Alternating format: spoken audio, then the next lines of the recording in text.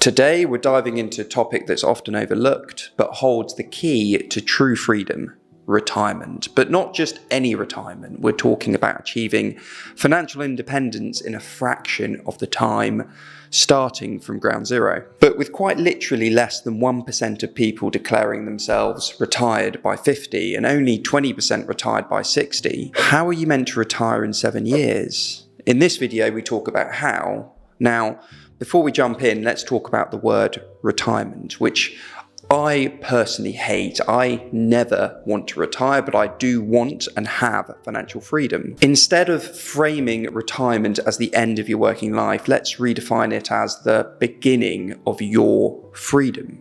Imagine waking up every day with the ability to do exactly what you want, whether it's lounging on a beach or building the next big thing like Elon Musk.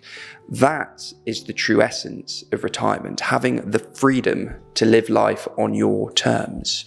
But how do you get there, especially when the traditional path seems so old-fashioned? Well, it starts with a step-by-step plan, one that I've personally used to achieve financial independence in my late 20s, starting from nothing.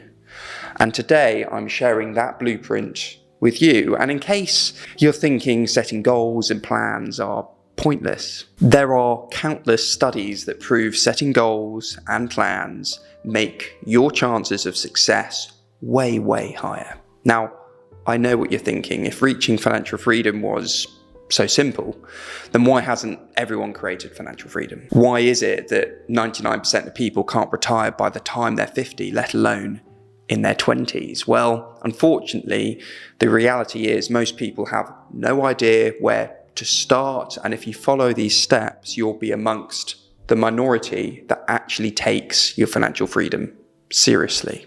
So, number one, smash that like button for the YouTube algorithm. It might not directly impact your retirement goals, but it helps the channel immensely and allows us to reach more and more people with valuable content like this. Let's get started. Phase one is all about understanding how much you actually need to sustain financial freedom for the rest of your life. It's the target you need to hit to seize full control of your life. Whether you've got millions in the bank or just a few pounds or dollars to your name right now, knowing this figure is the most important part. Without knowing that figure, it's like going for a walk with a blindfold on. You have no idea what direction you're walking, what destination you're trying to get to. All that ends up happening is you end up nowhere, or worse, a destination you don't want to be at. The easy way to figure out how much you need is to use the 25 rule. So if, for example, you need £60,000 or dollars a year for the rest of your life, you just multiply that 60 grand by 25. So that would total 1.5 million pounds or dollars. Now, hitting 1.5 million pounds or dollars might be a small goal or a big goal for you. You might have already have hit that goal, but the point is, if you work out how much you need to achieve the financial freedom you want, it's no longer a dream, it's a tangible goal.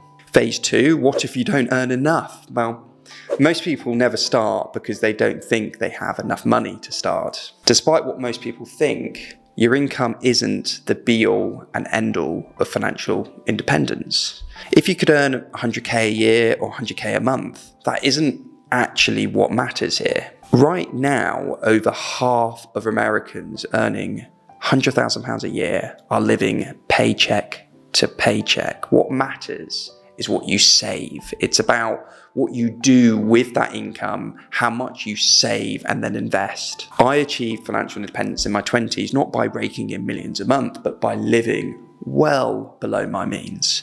Consistency is key. Whether I made £0 or 100 grand in a month, my spending always remained the same. It's been documented that about 20% of millionaires made their first million despite earning middle-class incomes, simply by living frugally and saving consistently. You've got the likes of Mike Tyson, that made $400 million over his career to then be declared bankrupt, stating it was because of his reckless spending.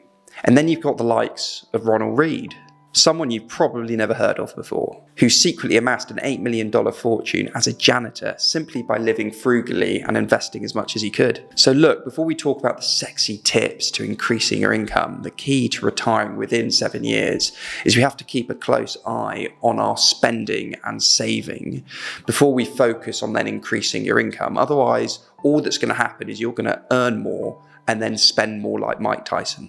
Phase 3, save, save, save. You may not realize this, but you can actually work out how long it's going to take you to retire based on simply looking at your current income and your expenses. So if, for example, your financial freedom figure is 1.5 million and you're saving nothing towards retiring, then obviously you're never going to be able to reach retirement. However, if you invest 10k a year, it will take you about 27 years to hit 1.5 million. Or if you save 20,000 a year, it will take you about 20 years to hit 1.5 million. Or if you save 30,000 a year, it will take you about 17 years to hit 1.5 million. So you can see the more you're able to save, the earlier you're going to obviously hit financial freedom.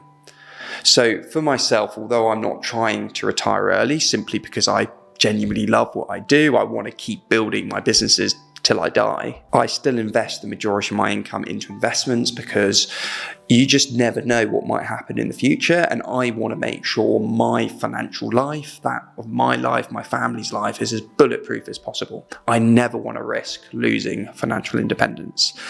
Now, I love this graphic I found on Instagram. You may have already seen it before, but it does a good job of making the point of why the rich are rich in a single frame, and also gives you a clue on what I'm going to share later in this video.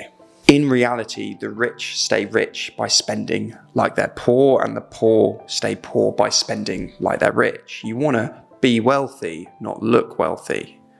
Phase 4, assets, not liabilities. To go beyond just saving and actually aim to supercharge your journey to financial freedom, you need to build assets, not accumulate liabilities. That is the easiest way to reduce that $1.5 million or pound target while still managing to earn that $60,000 or pound yearly target. And the best way to visually break down how you do that is to share Robert Kiyosaki's cash flow quadrant. If you've not read his book, Rich Dad, Poor Dad, I'd highly recommend it. But this book breaks down different ways the poor, middle class, and rich manage their money. So in general, those with a poor mindset will generally have an income from a job, and then all that money goes into expenses like rent, food, clothes, and so on. Notice how nothing is being built up on their balance sheets. The middle class section basically demonstrates the middle class trap. Yes, income may have gone up, but at the same time, expenses and now liabilities have increased. More than half of Americans earning over 100k a year would fall into this category because all their money is going on expenses and liabilities, and nothing is actually being invested into assets. The rich income statement on the right is where you want to be. As you generate income, you're investing money into assets like property, stocks, bonds, crypto. And as you do more of that, those assets then produce you more passive income, not in the form of a salary, but in the form of rental income or dividends or interest. The key to retiring isn't about being able to survive without an income. It's actually about having the assets that produce you an income passively. And that passive income then covers all your expenses. But look, if you're saving hard, reducing your liabilities, and investing in assets, trying to maximize your income will obviously help you get financial freedom even quicker. Phase 5, maximize your income. If you want £60,000 or dollars a year in passive income to hit financial freedom, and you invest in assets that produce a 10% return a year, you can do that in 7 years, simply by investing £6,000 or dollars a month consistently every month for 7 years. And as you can see, you'll end up with assets able to produce you £67,318 or dollars in 7 years. Job done. You can speed it up either by investing more or by investing in assets that produce you a higher percentage return. But either way, to get there, you might need to maximize your income, either by increasing your salary from your job, increasing the profit from your business, or by starting a side hustle. Only half of men and just 37% of women ask for a pay rise, when with the majority of jobs out there, if you don't ask, you don't get. You don't want to annoy your boss by asking for a pay rise every month, but there is no harm asking the question at least every year. But importantly, prepare a business case of why you deserve a pay rise. If you run your own business, there is such a thing as turnover is vanity, profit is sanity, but cash is reality. I see so many businesses focus purely on turnover and top line and completely miss the point that the target is to maximize profits.